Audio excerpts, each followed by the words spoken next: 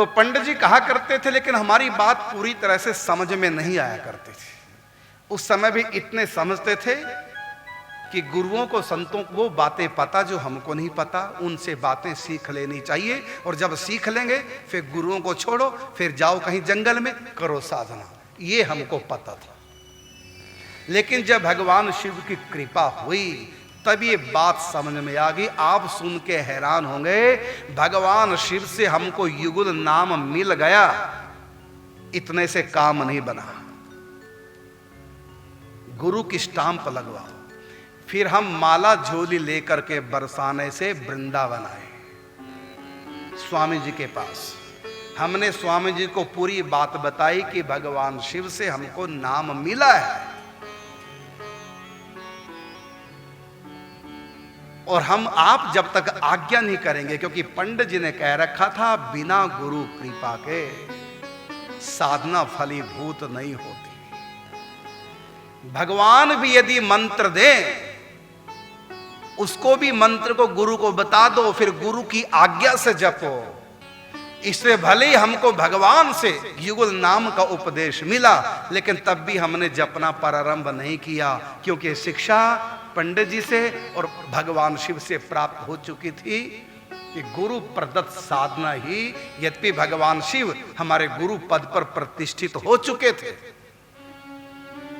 लेकिन प्रत्यक्ष में देहधारी संत हो, क्योंकि भगवान शिव हर समय थोड़ी आएंगे, वो तो कर दी कृपा। अब तो जो भी प्रश्न होगा गुरुओं के सामने रखेंगे। तो हम माला झोली लेके संध्या के समय, दोपहर के समय कृपा हुई थी, फिर हम शाम के समय बरसाना से पहुंच गए वृंदावन स्वामी जी के पास।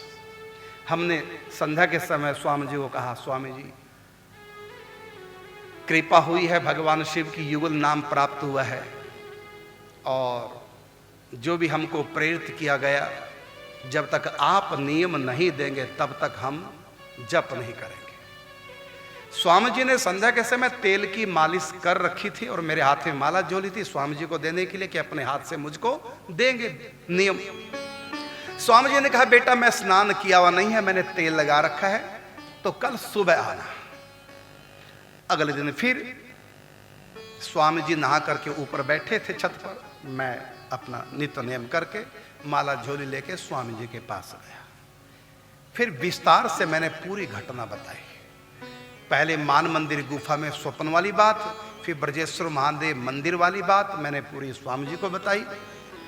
तो फिर स्वामी जी ने माला मेरे हाथ से ली और फिर मुझको माला दी, और स्वामी जी ने कहा, जाओ अब आप युगल नाम का जाप करो। पहले स्वामी जी ने कहा था नारायण नाम का, और हम करने लगे थे श्री कृष्ण गोविंद हरे मुरारे, हे नाथ नारायण वासुदेव।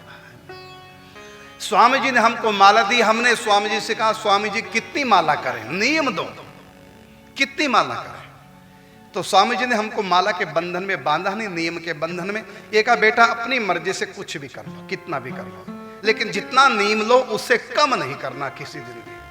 फिर हमने सोचा कि 12 साल में 13 करोड़ नाम जाप करना। हमने स्वामी जी से कहा, ऐसा संकल्प है कि 12 साल में 13 करोड़ नाम जाप करना। कितनी माला प्रतिदिन करें कि 12 साल में 13 करोड़ पार कर जाए। तो हमने कॉपी पेन लेकर हिसाब लगाया।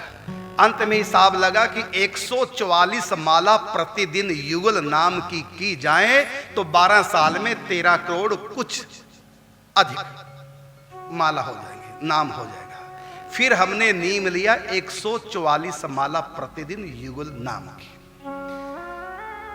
और 9 घंटे में होती थी, और एक आसन पर बैठ के करते थे।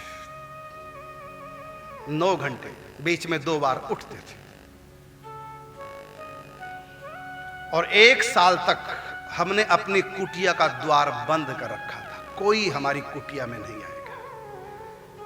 बरसाना में जहां खेतों में मैंने कुटिया बनाई थी, थोड़ी दूरी पर खेत में ही 3 घर थे एक ही परिवार के।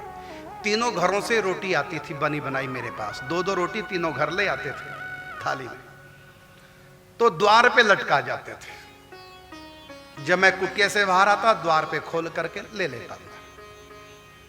पहले अंदर आते थे कुटिया में रोटी देने, उसके बाद 1 साल तक बाहर ही लटका के जाते थे। और साधना की। उन्हीं दिनों पूज्य भाई जी की कृपा हुई थी। फिर तो संत मिलते चले गए, कड़ी से कड़ी जुलती चलेगी और अंत में निकुंज के द्वार तक संतों ने पहुंचा दिया।